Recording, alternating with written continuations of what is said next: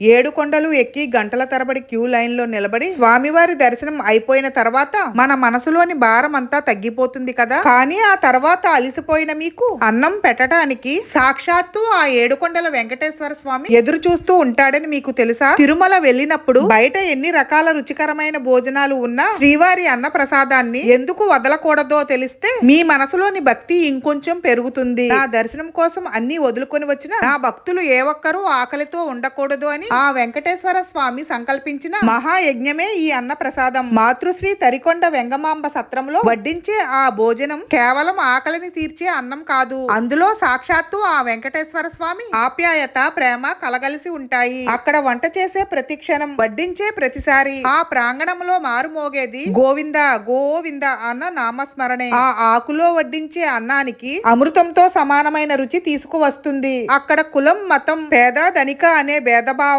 అసలు ఉండవు. అందరూ ఒకే వరుసలో కూర్చుని అన్న ప్రసాదాన్ని స్వీకరిస్తుంటే ఆ శ్రీనివాసుడే స్వయంగా వచ్చి తన చేతులతో గోరుముద్దలు తినిపిస్తున్నంత అనుభూతి కలుగుతుంది. ఈ అన్న ప్రసాదంలో ఒక్క ముద్ద అన్నం తిన్నా 7 జన్మల పాపాలు తొలగిపోతాయని పురాణాలు చెబుతున్నాయి. ఆ అన్న ప్రసాదాన్ని స్వీకరిస్తున్నప్పుడు కలిగే అనుభూతి ఈ అఖిలాండ కోటి బ్రహ్మాండంలో ఇంకెక్కడా దొరకదు.